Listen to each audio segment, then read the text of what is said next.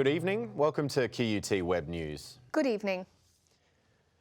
It was a slow ride to work for commuters on the Caboolture line today, with long delays thanks to scheduled track work. The pain will continue until at least Friday as Queensland Rail connects the Redcliffe Peninsula line. The buses were lined up, 200 in all, to get commuters on the Caboolture and Sunshine Coast line to their destination. The track was closed between Caboolture and Zilmere so the new Moreton Bay rail link could be connected.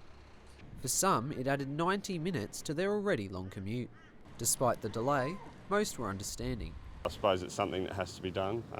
If they're improving a line and getting a train line out to somewhere that needs it, I think that's a bit of inconvenience. I think it's worth that. There'll only be a couple of days, so it should be fine. Buses were running express to Boondall with additional routes added for stations in between. The government says the delays were unavoidable and were scheduled for school holidays to cause as little impact as possible. It is very much a case of some short-term pain for long-term gain. The Moreton Bay rail link will be a massive addition to our public transport system. It'll help not just public transport users but also motorists too. Queensland Rail are on track to have completed the work by Friday, although the two lines were scheduled to be connected today. The Redcliffe Peninsula line will be open to commuters on the 4th of October. Jed Theed, QUT News. There was a bus emergency in Sydney this morning. Several passengers on the peak hour bus were trapped after an excavator toppled onto it. 2 of the 5 people injured were taken to hospital.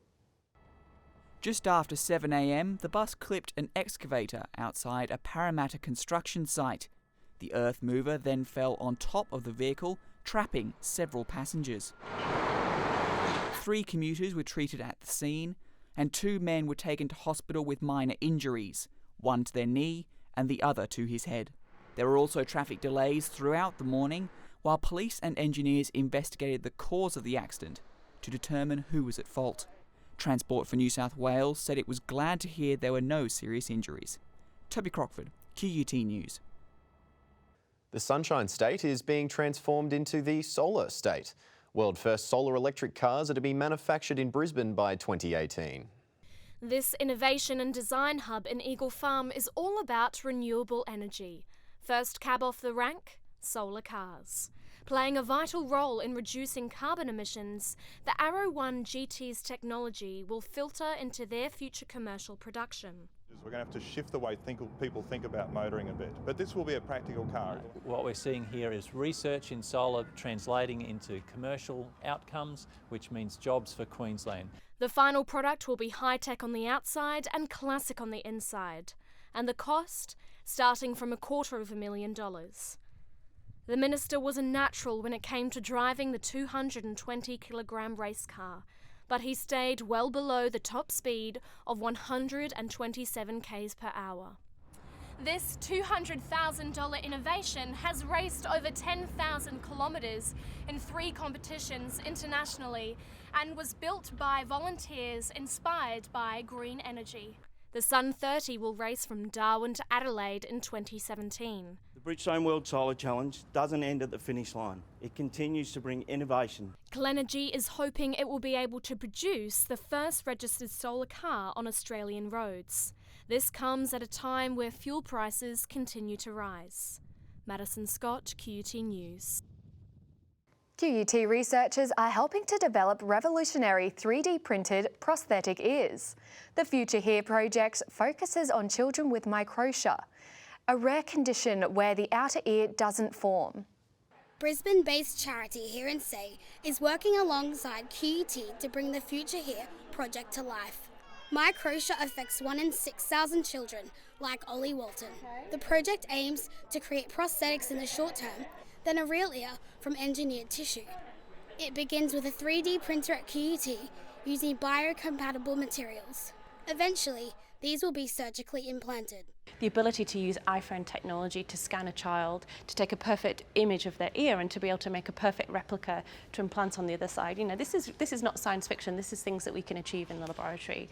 Although the science behind the project is a world first, funding from the federal government has fallen through the cracks. Future Here has now turned to crowdfunding to raise the $200,000 it needs. And so we've turned to crowdfunding because the people get it. The families of the children, they understand this kind of technology will help them. It's exciting. I mean, who knows what could possibly happen now. At the moment, the only option families have is to seek help in the United States. It's hoped that by Christmas, Ollie will receive a gift he never forgets. Imogen Carrs, QUT News. In the NRL, the Melbourne Storm's wrestling tactics are back in the spotlight less than a fortnight before the grand final. Cowboys players complained about a tackle that ended Ethan Lowe's season and left him needing neck surgery. North Queensland's back rower suffered the season-ending spinal injury in the first qualifying final. Coach Paul Green lodged an official complaint, but the NRL today said no further action would be taken. 2 other Cowboys players also suffered minor neck injuries, yet no Melbourne Storm players have been punished. No, I'm not going to get into that. It was just a tackle. I'm not really going to lay blame. Both teams are a win away from what's shaping to be a tense grand final showdown. The Cowboys are set to play the Sharks on Friday night, and the Storm hosts the Raiders on Saturday. Amity Bailey, QUT News. Sydney and Geelong will play each other in the first AFL preliminary final. But the Swans are dealing with a raft of injuries, while the Cats have some tricky selection choices. The upcoming match has been described as a long-awaited clash of 2 heavyweights, but both teams still have serious issues to work out before the game. 4 Swans are injured, 2 fresh from their recent match against the Adelaide Crows. Forward Gary Rowan's chances of playing look particularly grim after he injured his knee. Yeah, Gary's knee's structurally sound and the bone's fine, so he's just got deep bruising from a knock. Meanwhile, the Cats are facing scrutiny about their lineup selection. With Lockie Henderson returning from injury, people are questioning whether more tall defenders are what's needed against the Swans. I think all year we've handled it pretty well. Whoever's come into the team, we've managed to handle the matchups reasonably well. The 2 teams have played just 1 final against each other in the last 80 years, making this match particularly high stakes. James Herwood, QUT News. The Queensland Ballet Academy today unveiled its lineup for 2017. The sparkling new season is a blend of classical and contemporary, embellished with strong elements of love and romance. It kicked off with a launch session at the Queensland Performing Arts Centre in Southbank. Artistic director Li Xuanzin says the Academy has sold out nearly every performance since the beginning of the last season and hopes the new one will receive just as much success. It is a year to fall in love with us and with the beautiful art form we present. The new lineup features multiple collaborations, including one with local singer-songwriter Katie Noonan, aimed at appealing to a wide spectrum of audiences.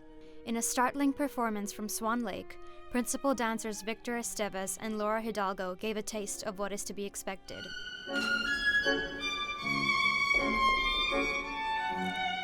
We got La Fima Garde, which is a brand new collaboration with the West Australian Ballet.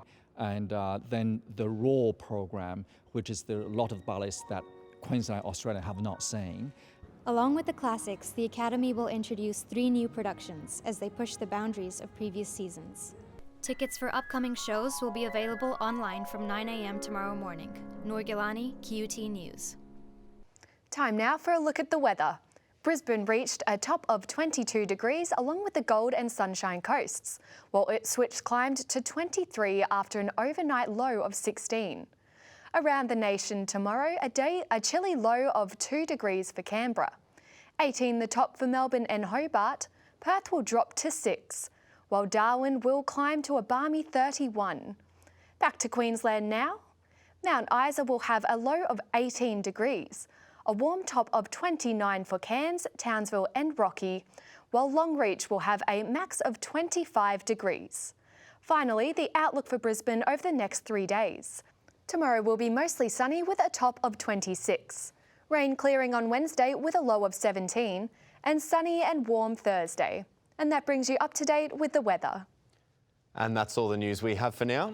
We'll be back tomorrow with more QUT News. Goodbye. Goodbye.